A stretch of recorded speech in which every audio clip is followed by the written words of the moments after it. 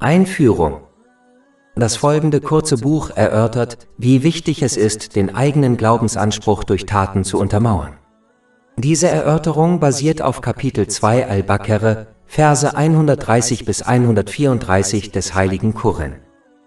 Und wer könnte sich der Religion Abrahams widersetzen, außer dem, der sich zum Narren macht?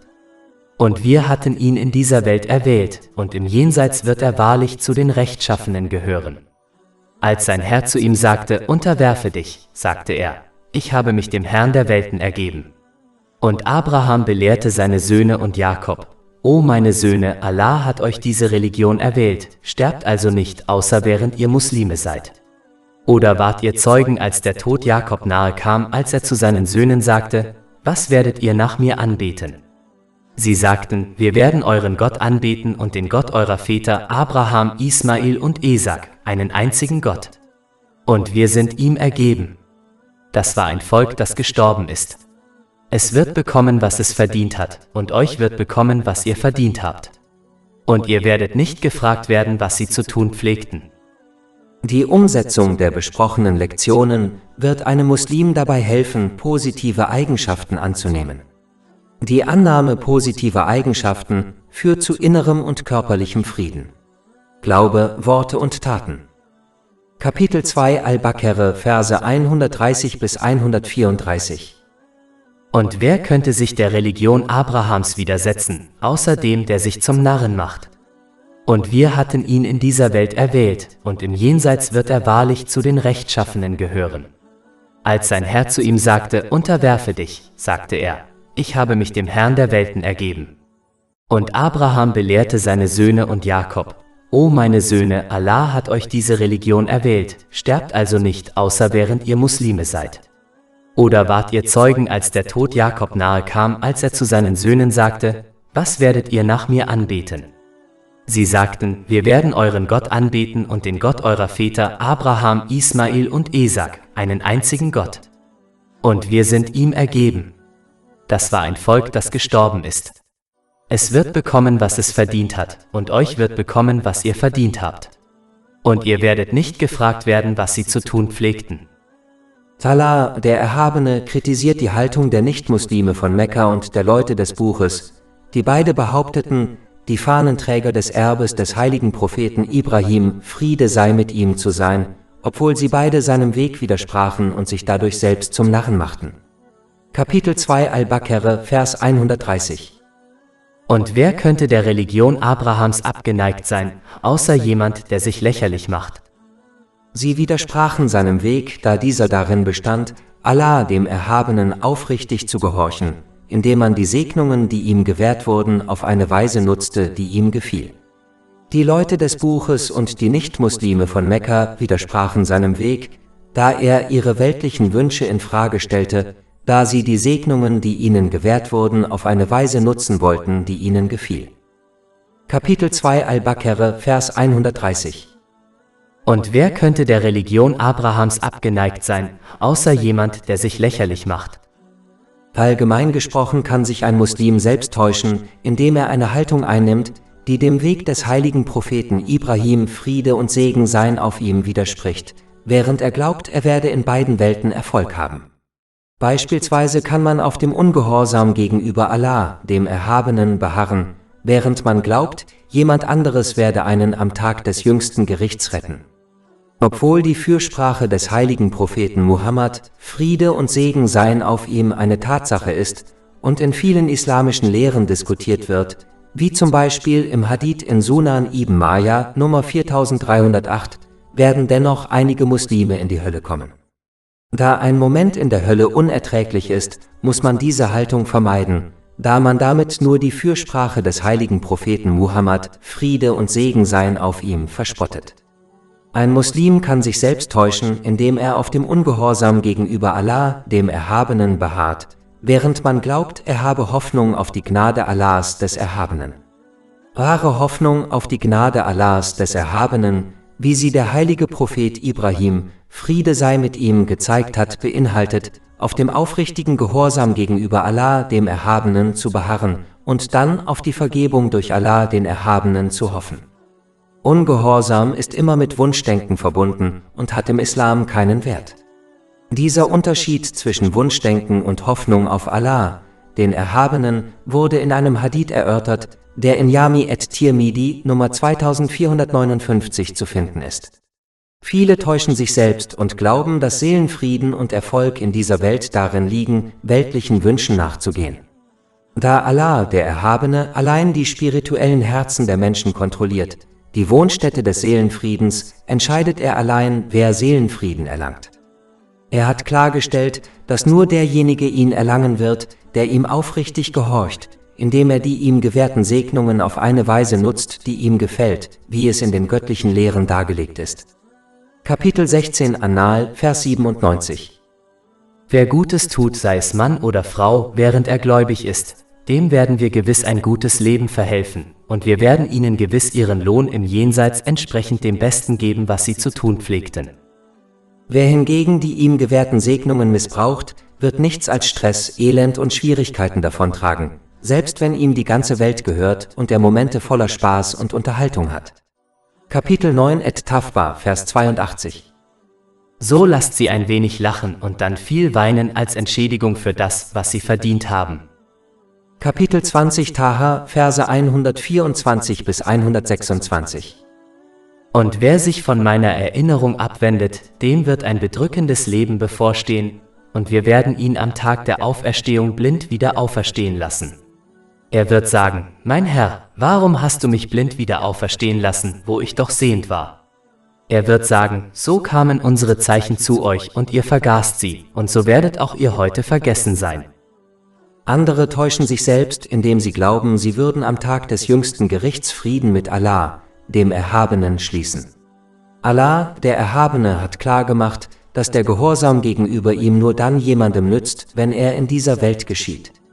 Kapitel 30 Ar-Rum, Vers 57. An jenem Tag wird ihre Entschuldigung denjenigen, die Unrecht getan haben, nichts nützen, noch wird von ihnen verlangt, Allah zu beschwichtigen. Einige geben sich der Illusion hin, dass Allah, der Erhabene, mit ihnen zufrieden sein wird, auch wenn sie die Lehren des heiligen Koran und die Überlieferungen des heiligen Propheten Muhammad, Friede und Segen seien auf ihm, ignorieren und sich stattdessen auf andere Quellen religiösen Wissens berufen. Man muss daher andere Quellen religiösen Wissens meiden, auch wenn dies zu guten Taten führt, denn je mehr man sich auf andere Wissensquellen stützt, umso weniger wird man den beiden Quellen der Führung folgen, dem heiligen Koran und den Überlieferungen des heiligen Propheten Muhammad, Friede und Segen seien auf ihm. Dies ist einer der Gründe, warum der heilige Prophet Muhammad, Friede und Segen seien auf ihm, in einem Hadith in Sunan Abu Dawud Nummer 4606 warnte, dass jede Angelegenheit, die nicht in den beiden Quellen der Führung verwurzelt ist, von Allah dem Erhabenen abgelehnt wird. Man muss daher alle Arten von fehlgeleiteten Einstellungen und verdrehten Überzeugungen vermeiden, die nur dazu führen, dass man sich selbst täuscht. Stattdessen muss man dem Weg des heiligen Propheten Ibrahim, Friede sei mit ihm, folgen, indem man aufrichtig danach strebt, Allah dem Erhabenen jederzeit zu gehorchen. Dies beinhaltet, die Segnungen, die einem gewährt wurden, auf eine Weise zu nutzen, die ihm gefällt, wie es im heiligen Koran und den Überlieferungen des heiligen Propheten Muhammad, Friede und Segen seien mit ihm, dargelegt ist. Allah, der Erhabene, macht deutlich, dass eine Person nur dann seine besondere Gnade empfängt, die zu Seelenfrieden und Erfolg in beiden Welten führt, wenn sie dem Erbe des heiligen Propheten Ibrahim, Friede sei mit ihm, treu bleibt und seinem Weg folgt, der das Erbe des heiligen Propheten Muhammad, Friede und Segen seien mit ihm ist. Kapitel 2 Al-Baqarah, Vers 130.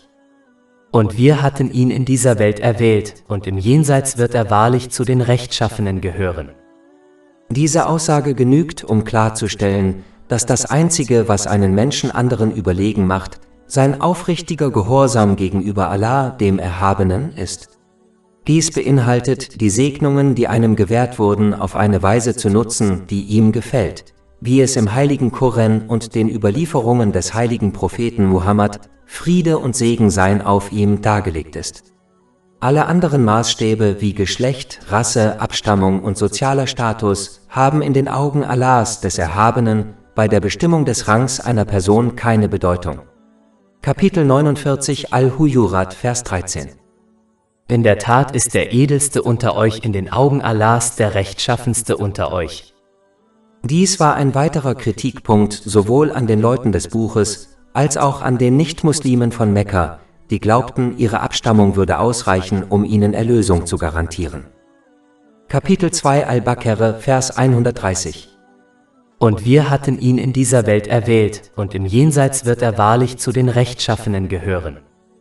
Allah, der Erhabene, macht deutlich, dass, wenn jemand sich dem heiligen Propheten Ibrahim, Friede sei mit ihm, im Jenseits anschließen möchte, er seinem Weg folgen muss, der der Weg der Rechtschaffenheit ist. Dies beinhaltet, die Segnungen, die einem gewährt wurden, auf eine Weise zu nutzen, die Allah, dem Erhabenen, gefällt, wie es in den islamischen Lehren dargelegt ist. Es beinhaltet auch, den Rechtschaffenen in dieser Welt zu folgen, da dies dazu führt, ihre positiven Eigenschaften anzunehmen, was einem wiederum dabei hilft, Rechtschaffenheit anzunehmen.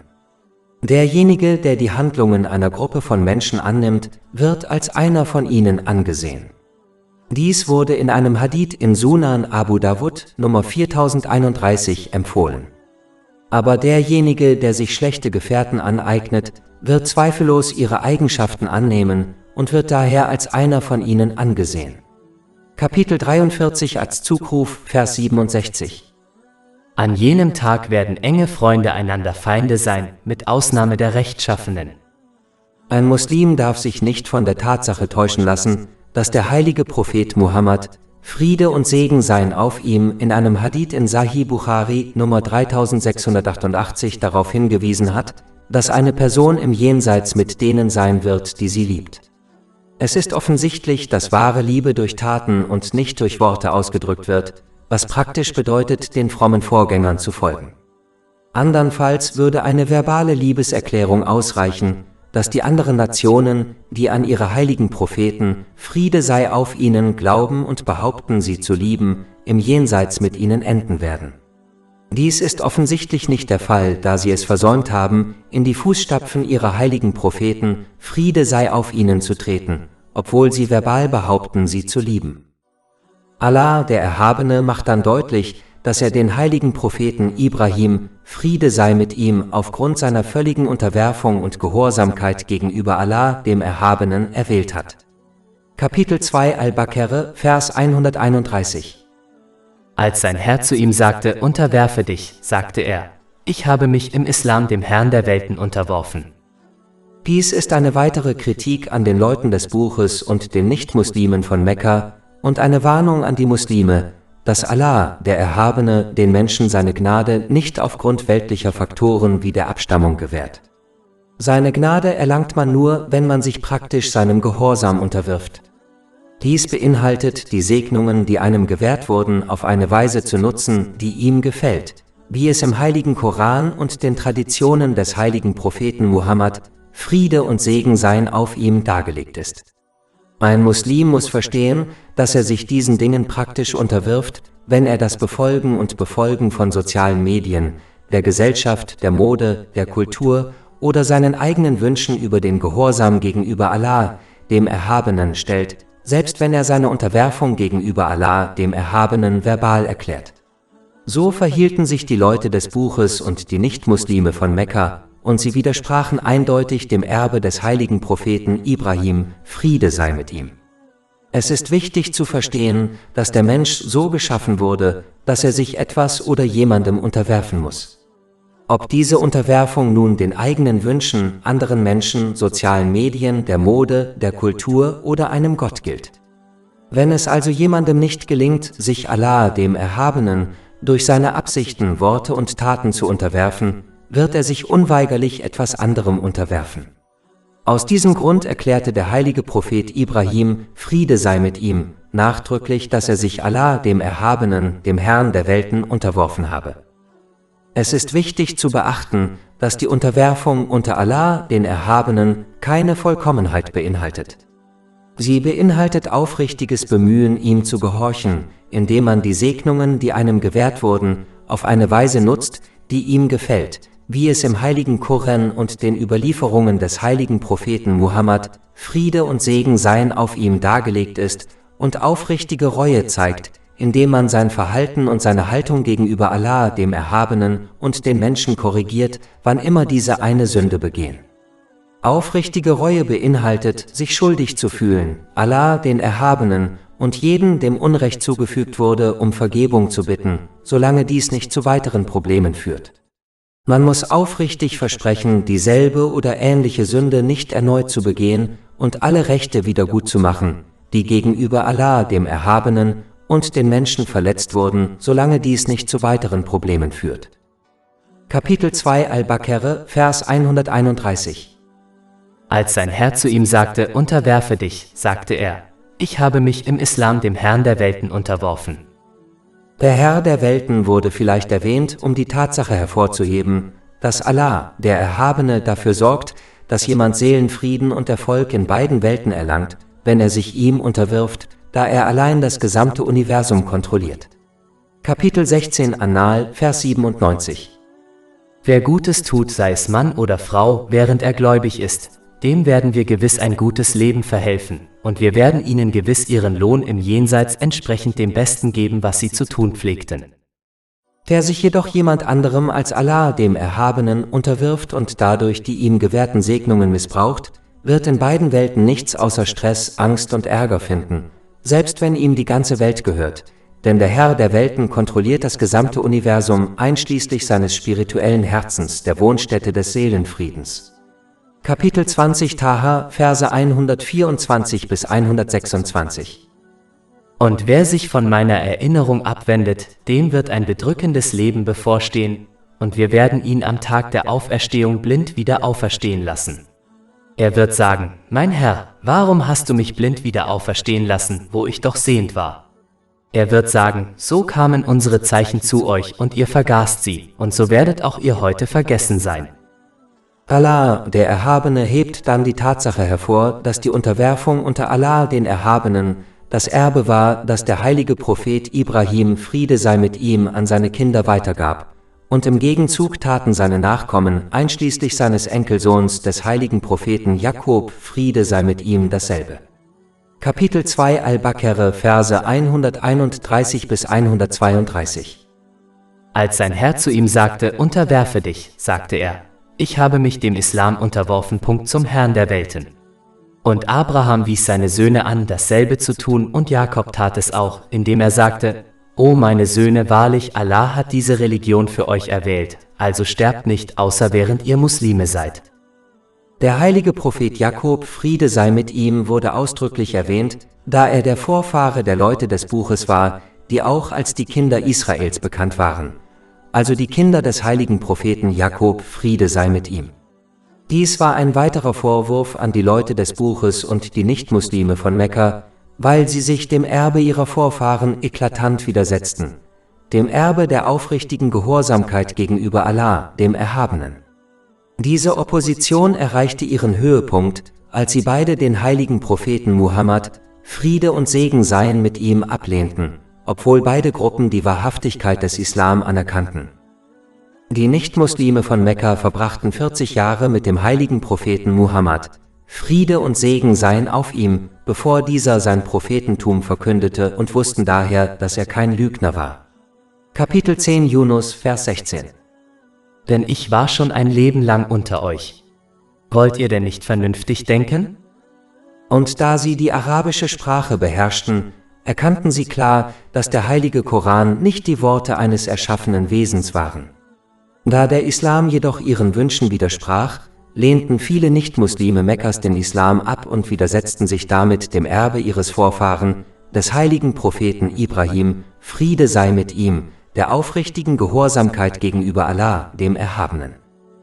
Was die Leute des Buches betrifft, so erkannten sie den heiligen Koran an, da sie mit dessen Autor Allah, dem Erhabenen, vertraut waren, und sie erkannten sowohl den heiligen Koran als auch den heiligen Propheten Muhammad, Friede und Segen seien auf ihm, an, da sie beide in ihren göttlichen Schriften besprochen worden waren. Kapitel 6 Al-An'am, Vers 20. Diejenigen, denen wir die Schrift gegeben haben, erkennen sie den heiligen Koran, wenn sie ihre eigenen Söhne erkennen.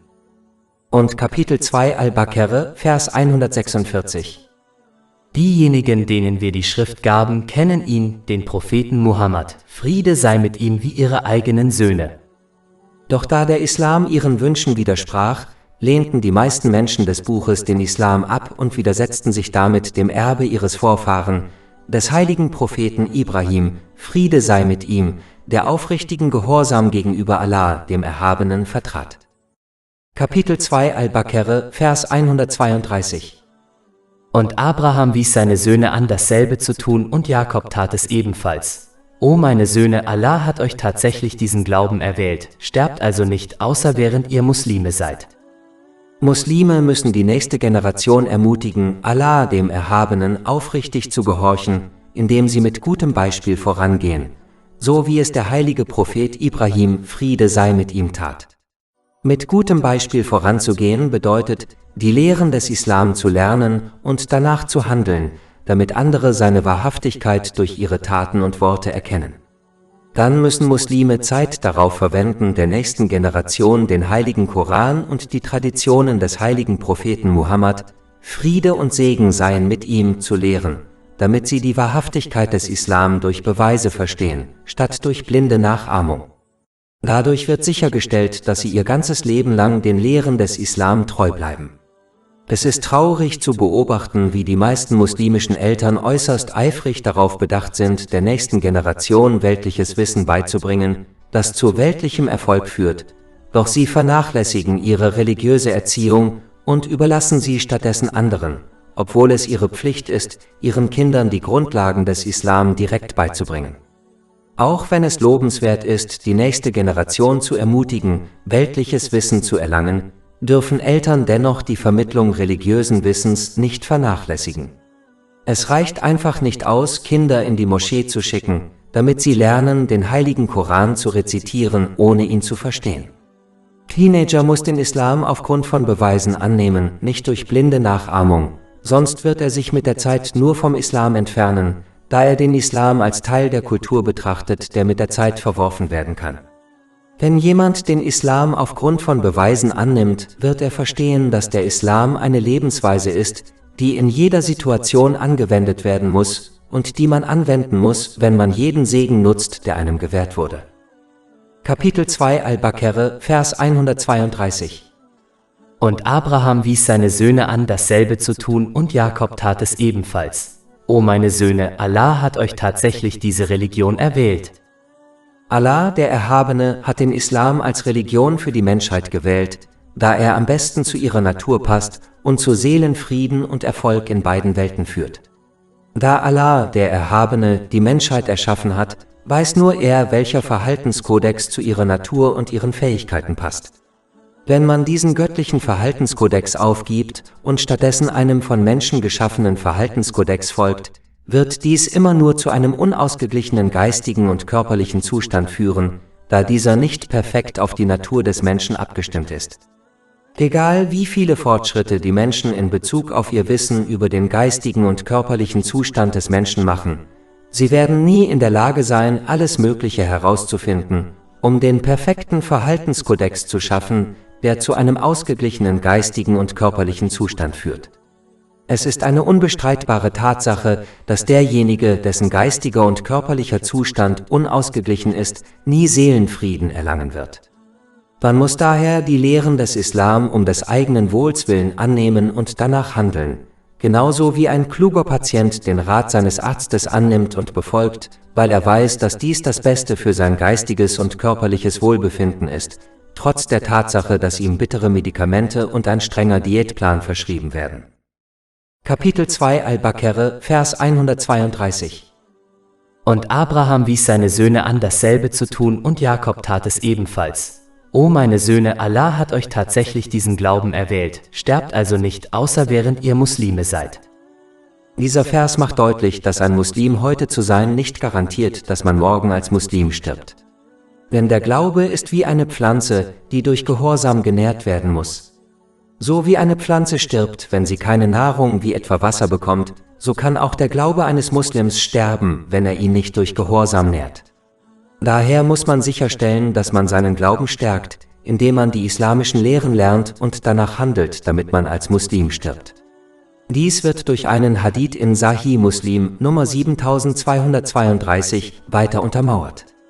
Der heilige Prophet Muhammad, Friede und Segen seien auf ihm, wies darauf hin, dass ein Mensch in demselben Zustand auferstehen wird, in dem er gestorben ist. Wenn jemand also als überzeugter Muslim gestorben ist, wird er auch als überzeugter Muslim auferstehen. Und der Zustand des Todes eines Menschen wird durch die Art und Weise bestimmt, wie er gelebt hat.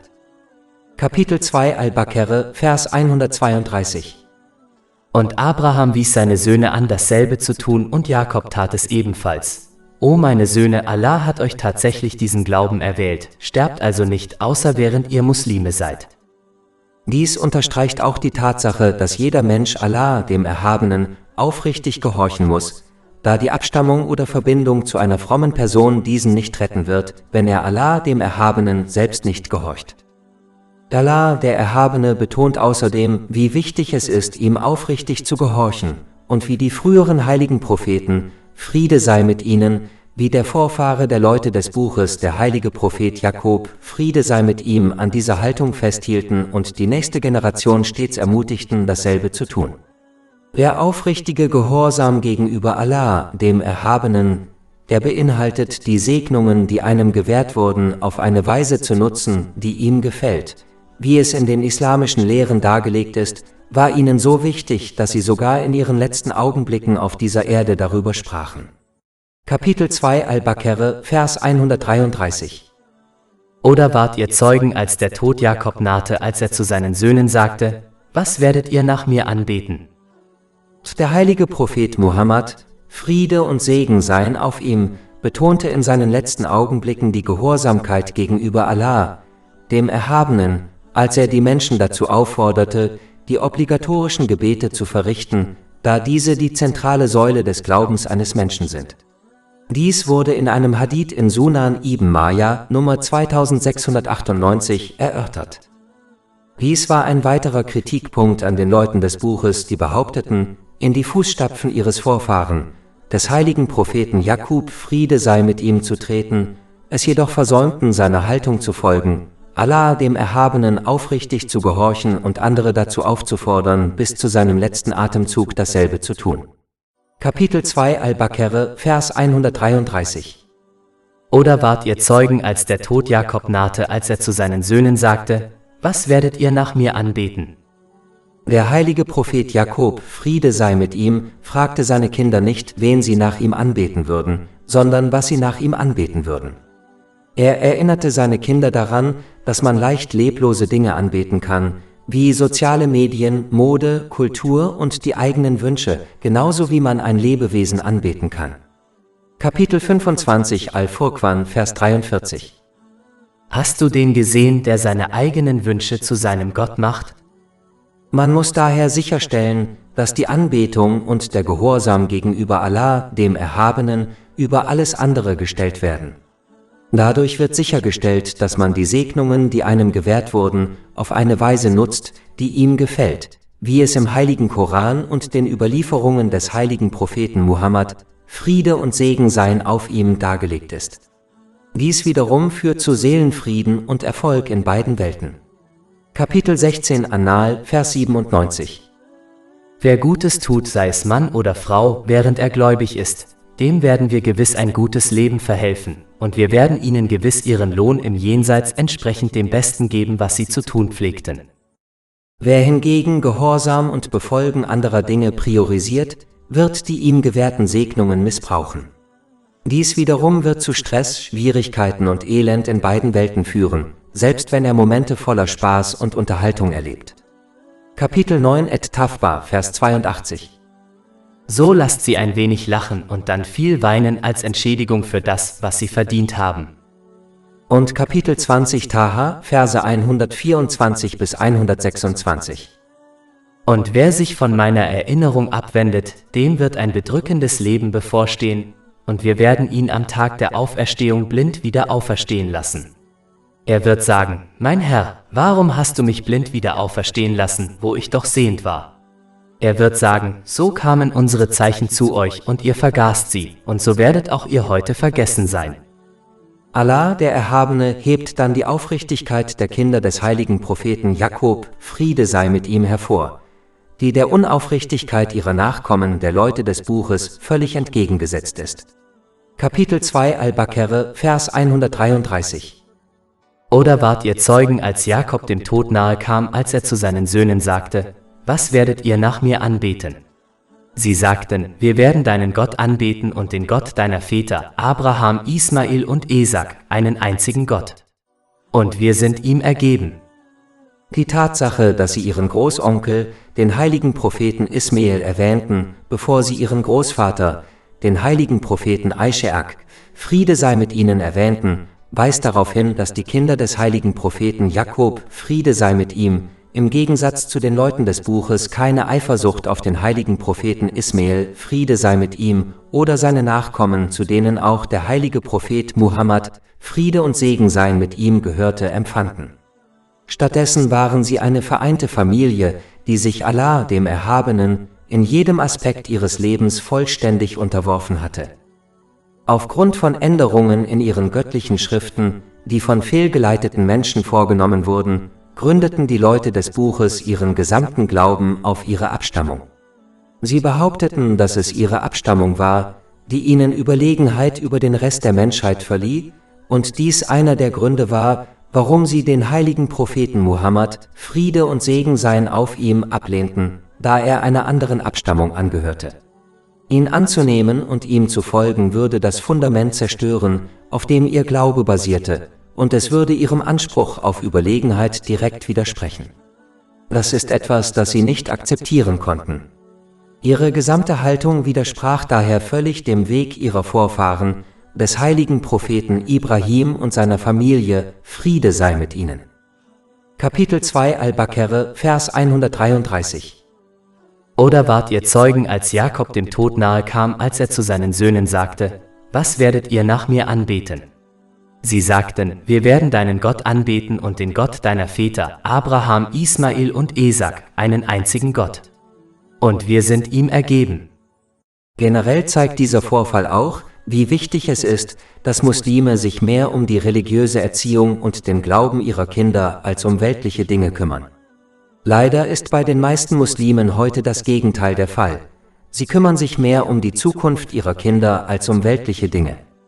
Auch wenn es im Islam akzeptabel ist, sich um weltliche Dinge zu kümmern, sollte man ihnen in Bezug auf sich selbst oder seine Angehörigen dennoch nicht den Vorrang vor religiösen Dingen geben. Weltliche Dinge sind nur ein Mittel, um den eigenen religiösen Belangen zu dienen, damit man in beiden Welten Seelenfrieden und Erfolg erlangt. Dies wird erreicht, wenn man seine weltlichen Ressourcen auf eine Weise nutzt, die Allah, dem Erhabenen, gefällt, wie es im heiligen Koran und den Überlieferungen des heiligen Propheten Muhammad, Friede und Segen seien auf ihm, dargelegt ist. Allah, der Erhabene, macht dann deutlich, dass die Abstammung einem weder in dieser noch in der nächsten Welt helfen wird, wenn man selbst Allah, dem Erhabenen, nicht aufrichtig gehorcht. Kapitel 2 Al-Baqarah, Vers 134. Das war ein Volk, das untergegangen ist. Es wird bekommen, was es verdient hat, und ihr werdet bekommen, was ihr verdient habt. Und ihr werdet nicht gefragt werden, was sie zu tun pflegten. Dies zerstörte den falschen Glauben der Leute des Buches, der Nichtmuslime von Mekka und sogar einiger heutiger Muslime, die glauben, ihre Abstammung und Verbindung zu frommen Menschen wie den heiligen Propheten, Friede sei mit ihnen, würde ausreichen, um ihnen in beiden Welten Erlösung zu garantieren. Dies zu glauben ist höchst respektlos gegenüber Allah, dem Erhabenen, da es suggerieren würde, dass er sich voreingenommen und sogar rassistisch verhält, obwohl dies nicht der Fall ist. Der heilige Prophet Muhammad, Friede und Segen seien auf ihm, hat ebenfalls wiederholt vor dieser Haltung gewarnt. So warnte er beispielsweise in einem Hadith in Sahih Muslim, Nummer 6853, eindeutig, dass die Abstammung einer Person ihr am Tag des jüngsten Gerichts nicht zugute kommt, wenn sie keine guten Taten vollbringt. Kapitel 53 An-Naim, Vers 39. Und dass es für den Menschen nichts anderes gibt als das Gute, wonach er kämpft.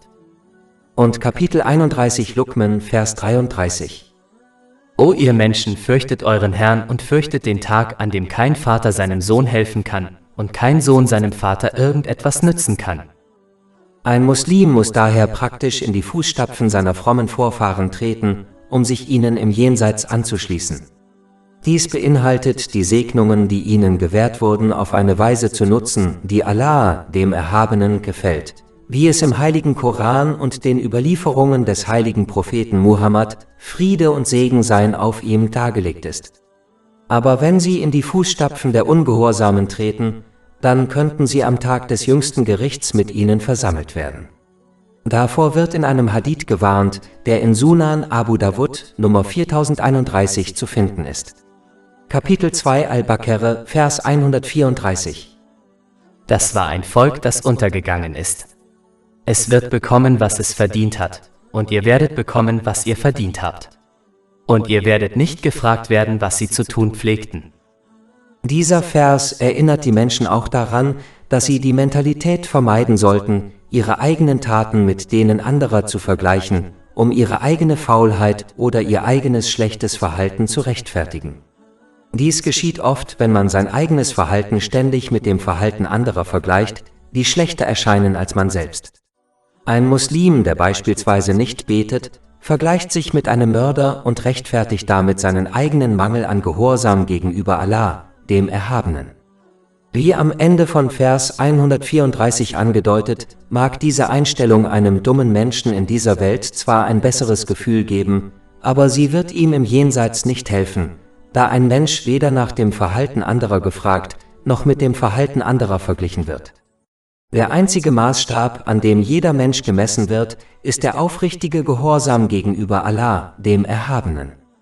In diesem Zeitalter bezieht sich dies darauf, wie viel man aus dem heiligen Koran und den Traditionen des heiligen Propheten Muhammad, Friede und Segen seien auf ihm, lernt und danach handelt. Ebenso darf eine Person ihren Mangel an Gehorsam gegenüber Allah, dem Erhabenen, nicht dadurch entschuldigen, dass sie behauptet, andere seien in einer besseren Position, Allah, dem Erhabenen, zu gehorchen. Wer beispielsweise Vollzeit arbeitet, sollte sich nicht besser fühlen, indem er behauptet, es sei für jemand anderen leicht, seine Energie und Zeit dem Studium des islamischen Wissens zu widmen, da er nur Teilzeit arbeitet. Man muss diese Haltung vermeiden, da sie nur Faulheit fördert. Stattdessen muss man sich darauf konzentrieren, die Segnungen, die einem gewährt wurden, auf eine Weise zu nutzen, die Allah, dem Erhabenen, gefällt. Selbst wenn dies bedeutet, dass man weniger gute Taten vollbringt als andere, da Allah, der Erhabene, auf Qualität und nicht auf Quantität achtet. Kapitel 2 Al-Baqarah, Vers 134. Das war ein Volk, das untergegangen ist. Es wird bekommen, was es verdient hat, und ihr werdet bekommen, was ihr verdient habt. Und ihr werdet nicht gefragt werden, was sie zu tun pflegten. Dieser Vers erinnert Muslime auch daran, sich auf ihr eigenes Verhalten gegenüber Allah, dem Erhabenen, und den Menschen zu konzentrieren, da dies das ist, worüber sie am Tag des jüngsten Gerichts befragt werden. Alle Dinge, zu denen man nicht befragt wird, wie das Verhalten der früheren Generationen, müssen vermieden werden, da das Vertiefen in diese Themen nur kostbare Zeitverschwendung ist.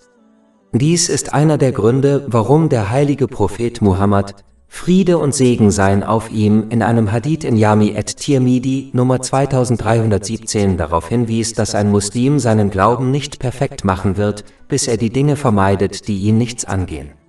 Sich um seine eigenen Angelegenheiten zu kümmern, muss daher in jedem Aspekt des Lebens angewendet werden. Über 400 kostenlose E-Books, Hörbücher, Infografiken, Podcasts und Blogs auf unserer Website verfügbar: www.shaykhpot.com